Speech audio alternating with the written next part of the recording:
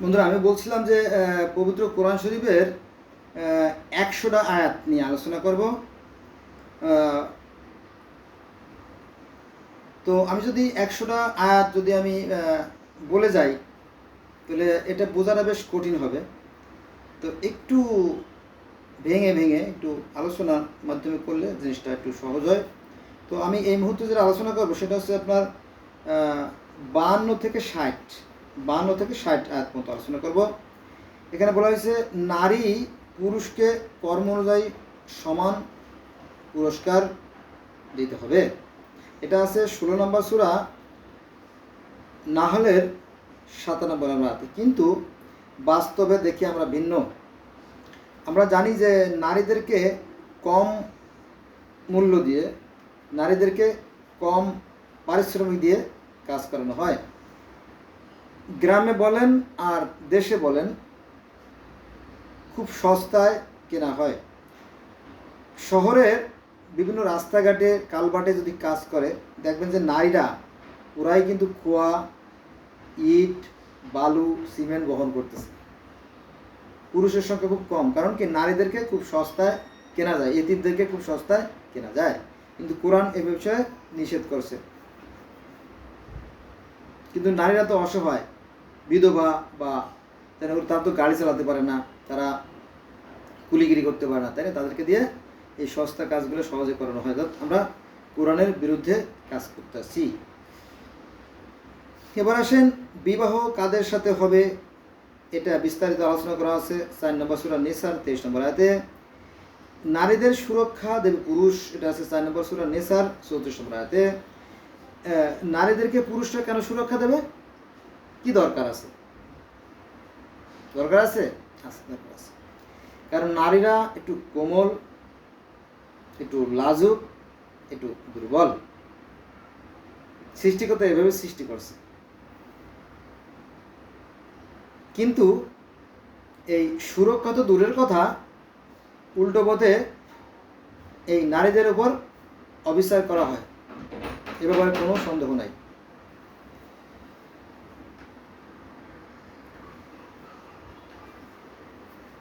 এবার নারীদের সুরক্ষা দেবে পুরুষ, এটা তো বললাম। এবং ৫৫ নম্বর আয়াতে, ৫৫ নম্বরে কৃপণ হওয়া যাবে না, এটা আছে সূরা নিসার ৩৭ নম্বর আয়াতে। অন্তরে পরশি কাতরতা পোষণ করা যাবে না, অন্তরে পরশি কাতরতা পোষণ করা যাবে না, এটা আছে ৪ নম্বর সূরা নিসার ৫৪ নম্বর আয়াতে।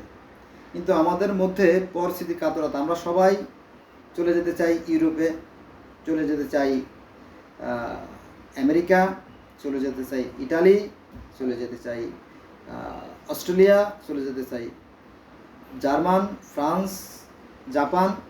কিন্তু তাদেরকে আমরা মুখে ঘৃণা করি, কিন্তু বাস্তবে আমরা সেখানে চলে যাচ্ছি। এবং এই যে গতকালকে ৫/৮/২০২৪ সাল ছিল, প্রধানমন্ত্রী শেখ হাসিনা সহ যত এমপি মন্ত্রী আছে সবাই পালায় চলে গেছে, তারাও ওই ইংল্যান্ড, আমেরিকা, ইউরোপ এসব জায়গায় চলে গেছে। কিন্তু আমরা আমাদের দেশটাকে ইউরোপ, আমেরিকা, ইংল্যান্ডের সাথে আরও সুন্দর করে তৈরি করতে পারতাম। কারণ আমাদের দেশটা অনেক সুন্দর। সুন্দর হলো এই জন্য যে লক্ষ লক্ষ কোটি কোটি বছর ধরে যে হিমালয় থেকে আসা যে পলিগুলো, সেগুলো এখানে জমে জমে একটা উর্বর, একটা সুন্দর একটা দেশের সৃষ্টি হয়েছে। আমাদের মাটিতে সোনা ফলে। কিন্তু আমাদের চরিত্রটা তার বিপরীত, অর্থাৎ আমাদের চরিত্রে সোনা ফলে না। আমাদের চরিত্র যদি আমরা ভালো করতাম, তাহলে আমাদের দেশটা অন্য অন্য দেশের সাথে আরও সুন্দর করতে পারতাম। কিন্তু আমাদের দেশটা অনেকটা নরক বা অগ্নিগর্ভে পরিণত হয়েছে আমাদের এই অসৎ চরিত্রের কারণে, কোরআনের বিরোধিতার কারণে। কোরআন আমরা মুখে মুখে বলি সত্য, কিন্তু কোরআন আমরা মানি না। তারপরে বলা হয়েছে হত্যা করা যাবে না, হত্যা করা যাবে না, এটা আছে ৪ নম্বর সূরা নিসার ২২ নম্বর আয়াতে। প্রতারণার পক্ষে ওকালতি করা যাবে না, প্রতারণা। কিন্তু আমাদের দেশে টাকা দিয়ে অনেক উকিল পাওয়া যায়। সত্য নাই সেটা বলা ভুল হবে, সত্য আছে, তবে তাদের সংখ্যা খুব কম। পাপ ও আগ্রাসন সহযোগিতা করা যাবে না। পাপ কাজ এবং আগ্রাসনমূলক যে কাজগুলো আছে তাতে সহযোগিতা করা যাবে না। এটা আছে সূরা মায়দার আয়াত নম্বর 2। কিন্তু দেখেন যে এই যে গত 1-1.5 মাস ধরে যে ঢাকা ইউনিভার্সিটির যে ছাত্র আন্দোলনকে কেন্দ্র করে যে মানে একটা 1000 বছরের ইতিহাসের যে একটা কলঙ্কজনক অধ্যায় রচিত হলো, এটার মূলত ছিল পাপ। কারণ এই ছাত্রছাত্রীরা যারা আন্দোলন করছিল এরা তো আমাদেরই সন্তান, কারো ভাই কারো বোন, তাই না, আমাদেরই কেউ না কেউ। তো তাদের দাবি কিন্তু অযৌক্তিক ছিল না। কারণ আমার গ্রামে 5000 লোকের বসবাস, সেখানে মুক্তিযোদ্ধা আছে 4 জন বা 5 জন মুক্তিযোদ্ধা আছে, তো 1000-এ 1 জন মুক্তিযোদ্ধা আছে, তাই না। সেই হিসেবে 1%ও না, খুব কম। তারপরেও 1% থেকে 5% দেওয়া হয়েছে, কিন্তু সেখানে 30% দেওয়ার একটা অমানবিক হয়ে যায়, এটা অন্যায় হয়ে যায়, তাই না। তো এই ছাত্রছাত্রীরা ছিল ন্যায়ের পক্ষে, ছাত্রছাত্রীরা ছিল কি ন্যায়ের পক্ষে, আদর্শের পক্ষে, কোরআনের পক্ষে, নবীর পক্ষে, ইসলামের পক্ষে, তাই না। তো দেখা গেল যে সেখানে অন্যায়ভাবে police, RAB, answer, BGB, army সবাই সেই ন্যায়ের বিরুদ্ধে, অর্থাৎ অন্যায়ের পক্ষে, আর এই ছাত্ররা ছিল কি ন্যায়ের পক্ষে। তো সৃষ্টিকর্তা ঐশীভাবে গড গিফটেড এক মেসেজ পাঠাই দিলেন। তখন মানুষের মনের ভিতরে একটা আঘাত করলো, আবু সাইদকে হত্যা করা হলো এবং আরও অনেককে হত্যা করা হলো। ফলে যারা বিবেকবান, যারা চিন্তাশীল, তারা সবাই খেপে গেলেন যে না, এটা অন্যায়। তার মধ্যেও খুব কম লোকই ছিল ন্যায়ের পক্ষে, খুব কম ছিল ন্যায়ের পক্ষে। তারপরেও তাদের জয় হলো। হ্যাঁ, কোথা থেকে অদৃশ্যভাবে সারা বাংলার থেকে হাজার হাজার না লাখ লাখ, যাত্রাবাড়ির দিকে 4 লাখ, টুঙ্গির থেকে 6 লাখ, মহাখালীর দিকে 3 লাখ, হ্যাঁ, অন্য অন্য দিক থেকে 5 লাখ, এভাবে মানুষ, লক্ষ লক্ষ মানুষ গণভবনের দিকে আসতে লাগলো। এটা কিন্তু গড গিফটেড, ঐশী প্রদত্ত, আল্লাহর পক্ষ থেকে আর কি। যখন আসা শুরু করলো তখন সমস্ত এমপি, প্রধানমন্ত্রীকে আমি শ্রদ্ধা করি এবং যোগ্য নেতা হিসেবে মানি, কিন্তু ওই যে 1 ঘর পাপি মরে 7 ঘর নিয়ে যখন আসা শুরু করলো, তখন কি হলো, প্রধানমন্ত্রী পালায় চলে গেল হেলিকপ্টারে, আর বড় বড় নেতাদের, শামীম ওসমান বলেন, তারপরে তাপস বলেন বা অন্যান্য যারা ছিল, সব পালায়। কে কোথায় পালাইছে তার হদিস নাই। তো রাত 11টা-12টার দিকে একটা ফোন আসলো, আমার কাছে ফোন আসলো। আমার একজন ফোন দিয়েছে যে আমাদের এলাকায় হচ্ছে, মানে আমাদের কর্ম এলাকায় সেখানে ভাঙচুর হচ্ছে। যেহেতু আমি একজন ম্যানেজার হিসেবে আছি, তো আমাকে বলা হলো। তখন আমি আবার আমার যে কর্মী আছে, সেখানে যে গার্ড আছে, সিকিউরিটি গার্ড, যে সুপারভাইজার, তাকে ফোন দিলাম। হ্যালো, এখানে কি অবস্থা? বলে যে আশেপাশে লুটতরাজ হচ্ছে, তবে আমাদের কোনো সমস্যা নেই, আমরা খুব নিরাপত্তার মধ্যে আছি। তারপরে স্বস্তি পেলাম, একটা বিষয়। এগুলো আমাদের পাপের ফল।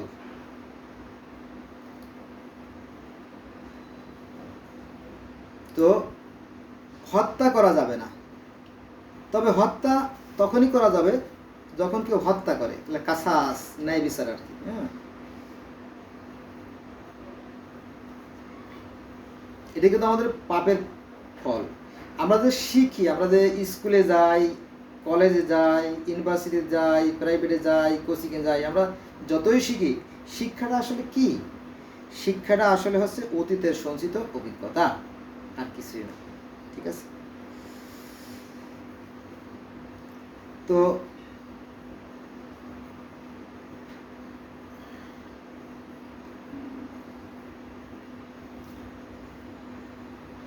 পাপ ও আগ্রাসনমূলক কাজে সহযোগিতা করা যাবে না, সূরা মায়েদা আয়াত নম্বর 2। কিন্তু আমরা পাপ এবং আগ্রাসনমূলক এবং অন্যায় কাজের প্রতিযোগিতা সবচেয়ে বেশি করি। আমার কথাটা শুনতে খারাপ লাগলেও আমার তো বয়স হয়ে গেছে, দাড়ি পেকে গেছে, চুলও দু একটা পেকে গেছে, হ্যাঁ, মরার সময় হয়ে আসছে, আমিও মরে যাবো একদিন। তবে আমি আমার এই 52 বছর জীবনে, যখন আমি বোঝা শিখছি তখন থেকে শুরু করে এ পর্যন্ত পুলিশের দ্বারা কোনো ভালো কাজ আমি দেখি নাই। এই পুলিশ দিনের বেলাও চাঁদাবাজি করে, রাতের বেলাও চাঁদাবাজি করে। তো ভাই, তো আপনার কথাটা শুটিং না, আপনি গড়ে সবাই খারাপ করে ফেলেন। আরে ভাই, ধৈর্য ধরে শুনতে হবে তো। মনে করেন যে 5% লোক হয়তো তারা সৎ আছে, মানলাম, কিন্তু তারা যে মৌন সমর্থক, তারা যে ওই যে অন্যান্য পুলিশ বাহিনী যে অন্যায় কাজগুলো করে, তো তাদের মৌন সমর্থন দেয়, ফলে তারাও এই একই দোষে দোষী। বুঝা গেছে? এই ঢাকার শহরের অলিতে গলিতে আনাসে কানাসে যেখানে হোক দেখবেন যে রাস্তার দুই পাশে বিভিন্ন ধরনের আমের ঝুড়ি, তারপরে লটকল, আমরা কদবেল নিয়ে, কলা, কচু, ডাব, নারকেল, সবজি নিয়ে দুই পাশে বন্ধ করে রাখছে। অসহায় নিরীহ বাচ্চা, ছাত্র, শিশু, বৃদ্ধ সবাই রাস্তার মাঝখানে হাঁটে, ফলে অসংখ্য অগণিত দুর্ঘটনা ঘটতেছে। এটার খবর কি আপনি জানেন? এই জন্য দায়ীকে এই পুলিশ বাহিনী। এই পুলিশের কারণে আমাদের দেশটা আস্তে আস্তে পিছন দিকে সরে যাচ্ছে। আপনার যে রাস্তাগুলো, মনে করেন যে আপনি গুলিস্তান থেকে আপনি যাবেন গাবতলী, তো গুলিস্তানে যে মাজার, সে মাজারের চারদিকে দেখবেন খালি দোকান আর দোকান, শত শত দোকান, হাজার হাজার দোকান। এটা পাশেই কিন্তু পুলিশ হেডকোয়ার্টার। পুলিশ বাহিনী এই দুর্নীতি দমন করতে পারে নাই। আচ্ছা, আপনি গুলিস্তান থেকে শুরু করলেন যখন যাত্রা, তখন দেখবেন যে 0 পয়েন্ট অর্থাৎ সচিবালয় অথবা জিপিওর যে পাশে দেখবেন যে ওখানে কাপড়, মোজা, ওখানে গেঞ্জি, মোজা, কোট এগুলো বিক্রি হয়, এবং তার অপোজিটে হোটেল আছে, কলা, কচু, ডাব, নারকেল। এত বড় একটা মোস্ট ইম্পর্ট্যান্ট প্লেস, সেখানে কি? তারপরে পল্টনে ওখানে চশমা, ঘড়ি। বুঝা গেছে? আচ্ছা, আপনি সচিবালয় যাবেন, সচিবালয় গেলে বর্তমানে আজকে হলো 6/8/2024। আপনি সচিবালয় যাইতে এখন 1000 টাকা লাগে, পুলিশ 1000 টাকা দিতে হবে। আপনি যদি 1000 টাকা না দেন তাহলে আপনাকে ঢুকতে দেওয়া হবে না, আর যদি কেউ বেশি দেয় তো আরও কথা। আমি 2008 সালে সচিবালয়ে ঢুকতে গেলাম, সুবেদার এনামুল নামে একজন পুলিশ, 500 টাকা দিতে হবে। আমি বললাম, 500 টাকা তো নাই, 300 টাকা আছে। হবে না, টাকা ফেরত দাও। পুলিশের টাকা ফেরত দেওয়া যায় না। কত বড় জালেম, কত বড় বেজরমা পুলিশ। তারপরে আমিন মানে কর্নেল ফারুক সাহেবের যে পিএস আমিন, ওনার বাড়ি গোপালগঞ্জের কাশিয়ানির পারুলি গ্রাম। তারা আমি ফোন দিলাম যে ভাই, আমি এখানে আসছিলাম, আমার ঢুকতে দেওয়া হচ্ছে না। আমার হাতে কিন্তু একটা অ্যাপ্লিকেশন ছিল, কারণ আমার মাস্টার্সের এম এর যে ফাইনাল রেজাল্ট, সেই ফাইনাল রেজাল্টটা আটকাই দিচ্ছে। কারণ কি জানেন? সে এক বিশাল কাহিনী। সেখানে আমার মাস্টার্সের যে 4টে মানে একটা লাস্টের যে এই পরীক্ষাটা, সেখানে বলছে আমি নাকি হাজিরা দেইনি, আমি নাকি পরীক্ষা দেইনি। হ্যাঁ, এইভাবে রেজাল্ট আটকে রাখছে। তো আমি এই অভিযোগ নিয়ে গেলাম শিক্ষামন্ত্রী, তখন নুরুল ইসলাম নায়েদ ছিল শিক্ষামন্ত্রী। তো আমি শুধু একটা মাত্র দরখাস্ত নুরুল ইসলাম নায়েদ সাহেবকে দেব। চিন্তা করেন, আমি গোপালগঞ্জের SK কলেজ, শ্রীকৃষ্ণ কলেজের ইন্টারমিডিয়েট। তারপরে আমি আমার বৃহত্তম ফরিদপুর রাজেন্দ্র বিশ্ববিদ্যালয় কলেজের ছাত্র, তারপর ইংলিশের ছাত্র, সায়েন্সের ছাত্র। তারপর ঢাকা থেকে মোহাম্মদ কেন্দ্রীয় কলেজ থেকে মাস্টার্স দিছি যদিও। সেই 2 টাকার পুলিশ আমারে অসহায় বানাই দিল। যাক, তারপরে বলো এবারে ছাড়েন, টাকা তো নিছেন, আর কি এত টাকা দিয়ে কী করবেন, বুঝলেন, এত টাকা দিয়ে আপনি করবেনটা কি? তখন উনি আমারে, অর্থাৎ কোথায় কোরআনের আয়াত আলোচনা করতে যাবো, অন্য প্রসঙ্গে চলে গেলাম, যাক বলি। তো আমি যখন আবার সেই ইটার কাছে গেলাম, আমিন মানে আমাদের কর্নেল ফারুক সাহেব তখন যোগাযোগ মন্ত্রী ছিল, তখন সে বলে, আরে এই নিয়ে আপনি আসছেন, কোনো ব্যাপার না। মোস্তফা নামে এক লোক আছে, মোস্তফা, বাড়ি হচ্ছে ময়মনসিংহ, তাকে আমি চাকরি দিছি, আপনি চলে যান জাতীয় বিশ্ববিদ্যালয়, ওকে বললেই সে আপনার ব্যবস্থা করে দেবে। পরে সেখানে গেলাম, সে বলে যে ভাই কিছু চা পানি, কত বড় বেঈমান, সেও কিন্তু একজন বড় মাপের অফিসার, তার 2000 টাকা দিলাম, সে টাকাও দিল না, রেজাল্টও দিল না, বাদ, এটা পরের কথা। কিন্তু ওই সময় যেটা হলো, ওই অ্যাপ্লিকেশন নিয়ে আপনার সচিবালয় মানে বাংলাদেশের সচিবালয়, অর্থাৎ প্রেস ক্লাবের সামনে, অর্থাৎ গুলিস্তান BGBO এবং প্রেস ক্লাবের সামনে যে সচিবালয় সেটা বলতেছি, তো এই সচিবালয়ের ভিতরে সামনে তো স্পেস আছেই, গাড়ি রাখার স্পেস আছে মন্ত্রীদের, তো ভিতরে গিয়ে আপনার মাঝখান থেকে একটা রাস্তা আছে, সিঁড়ি আছে, লিফট আছে। তো আমি ভিতর দিয়ে সেই নুরুল ইসলাম লাহেদ সাহেবের ওখানে চলে গেলাম। তো সেখানে এক হিন্দু ভদ্রলোক ছিল, মন্ত্রী সাহেব ছিল না, এক হিন্দু ভদ্রলোক ছিল। পরে তিনি আমার কাগজটা রিসিভ করলো, বললো ঠিক আছে আমরা তাড়াতাড়ি জানাবানি। পরে ফোন দিলাম, কোনো ব্যবস্থাই করে দিল না। পরে আবার জাতীয় বিশ্ববিদ্যালয় সরাসরি করলাম, এই একই বিষয়। তো পৃথিবীতে যত ধর্ম আছে প্রত্যেকটা ধর্মই সত্য সুন্দর কল্যাণের কথা বলে, কিন্তু আমরা বাস্তবে ধর্ম মানি না, ফলে আমাদের উপরে নানা ধরনের দুর্যোগ নেমে আসে। তো বন্ধুরা, আজকে এই পর্যন্ত রইল, সবাই ভালো থাকবেন।